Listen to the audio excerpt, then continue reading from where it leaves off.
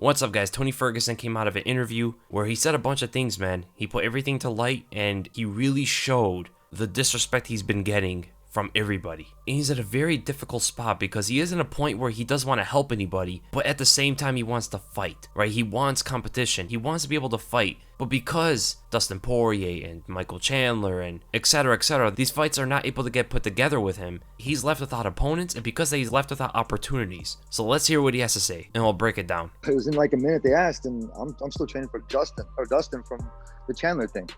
Now you're gonna bring in a new dude who I have no clue is. You're going to try to get more notoriety by throwing him against me and throwing him on the Khabib card. I get that. But don't pay the more than us. He has zero time in the UFC. I don't even know about roids and all that stuff or whatever. I don't get in that kind of with everybody. I got to the point, man, where I'm like, you know what? I want to fight. Chandler, you want to welcome, you want to do this? Yeah, let's make it right. Let's put it on paper. UFC, let's make the money right. Let's make it interesting. I draw pay-per-view buys. They wanted value. I've created value. Here I am now. You want to, everybody wants me to fight Khabib, right? Yeah, but I got to earn my right back. Okay, cool. Who's it going to be? Dustin or is it going to be Chandler? I don't give a Today marks the celebration, right? Yeah, it could be McGregor, them. That wouldn't have happened unless they stripped my belt.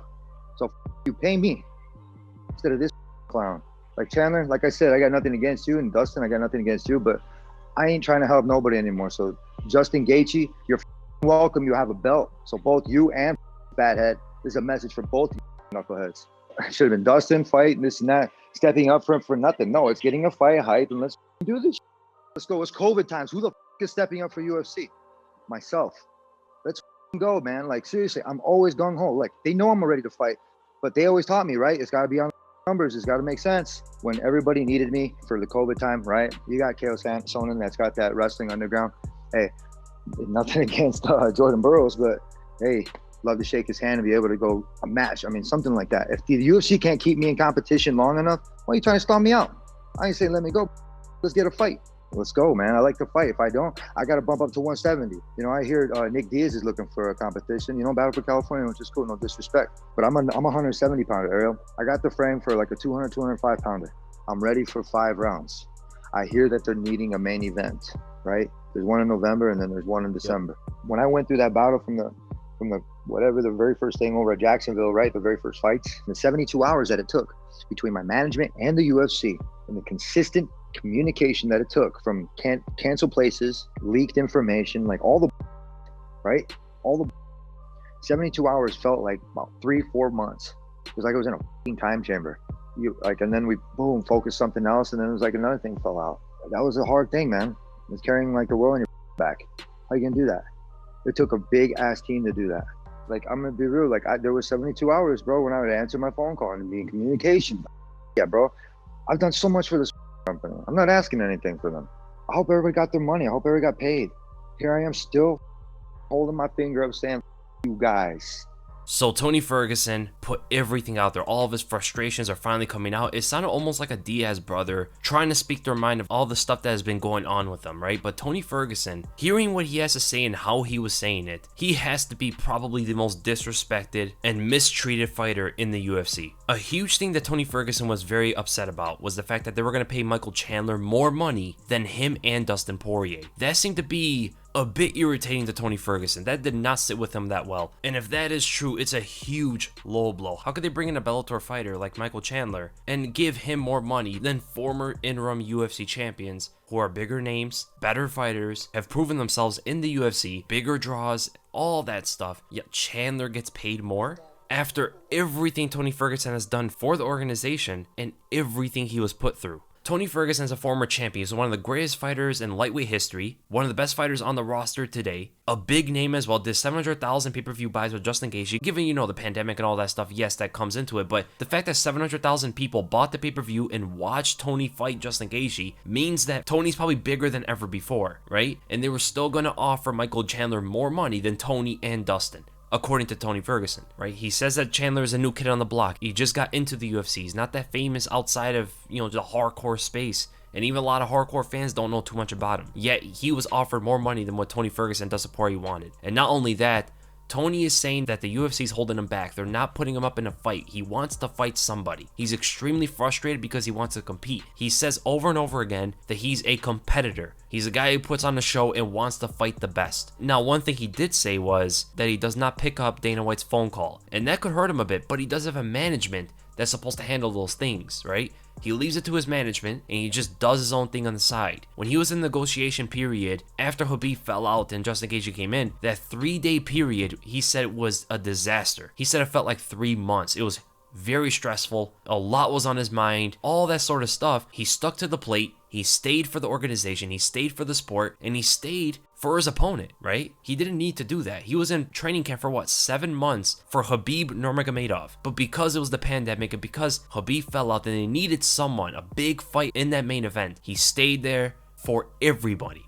The only one who was at a disadvantage was himself. And even when we talk way back when Tony Ferguson got stripped of his belt because of the freak injury doing media, it honestly looks like Tony Ferguson is a sacrificial lamb or like a sacrificial piece of the big picture of the entire plan. He's a pawn that is used to push a further, bigger agenda. But because he's such a good fighter and he beats most people in his path, he forces himself to get to the top every single time, whether he's fighting Khabib, put up against Justin Gaethje, etc., etc. The guy had to go through one of the longest win streaks in UFC history just to get a title shot. A lot of people forget about that. He was essentially doing the champion's work without a belt, taking out multiple contenders, even more contenders than the champions were. He had to come back and fight guys like Anthony Pettis just to get sort of back to the title picture after he already deserved it getting stripped from the belt. I mean, he shouldn't even have to fight anybody. He should have just got a title shot right away. But he always has to prove himself. And now where he has to prove himself again, Chandler comes into the picture, and he's already the backup fighter for the title fight. He's probably going to be like 1 or 2 fights away from a title shot, while Tony cannot even get a fight. And now the way he's being treated after he did all these things, I can absolutely understand his great frustrations. He's even saying if they cannot find him a fight, if they cannot put him up against Dustin Poirier, who he does want to fight, he wants to fight Khabib, who's his #1 priority, or even Michael Chandler. He said he will fight Michael Chandler. It's not something he's very much looking forward to, but he's looking forward to compete in general. Tony Ferguson is not asking for much, right? He's still playing ball, even though how disrespected he's been. He's still playing ball, and all he's asking for is to fight someone. That makes sense. He's saying if the UFC cannot find him these fights, he wants to jump to 170 or even 185. He used to be a welterweight in the past, and he was a knockout artist in the welterweight division. He wants to fight Nick Diaz, right? He's calling out Nick Diaz. Diaz wants to fight somebody. Tony wants to fight somebody. They're both pretty big names. That fight would be absolutely insane to watch. I mean, fan favorites going at each other like that, it would be a very fun fight to watch. And he's even saying going to 185. He kind of alluded to an Israel Adesanya fight. Like, he just wants to compete. Right? He wants to just go at it. And he's saying if the UFC cannot find him any fight in any division, he wants to go on Chael Sonnen Submission Underground grappling matches and go at it with Jordan Burroughs or whoever is there. And the thing is, Tony Ferguson is not young. He's at that age right now where he might be losing it. Like, we don't even know. His next fight, he might not be the same fighter. And he wants to compete, and his management is hopefully going to give him the pay that he deserves. Frankly, I think a Dustin Poirier fight would be extremely competitive. That is the best fight they could put on for the entire year, right? That's the fight of 2020. I think he beats down Michael Chandler in the mid to late rounds. I think he beats Nick Diaz as well, to be honest. He's a harder puncher than Nick Diaz. Overall better skill set besides boxing. His Brazilian Jiu-Jitsu can absolutely compete with Nick Diaz's. His wrestling superior, his kicks are superior, doesn't gas out. And the fact that he does not gas out and he's not a guy who just looks for the knockout consistently, that's going to put Nick Diaz in a very troublesome spot, right? Tony Ferguson is not a guy who you want to try to smother and go to war with. He has too many weapons and too many angles, and he's so unorthodox.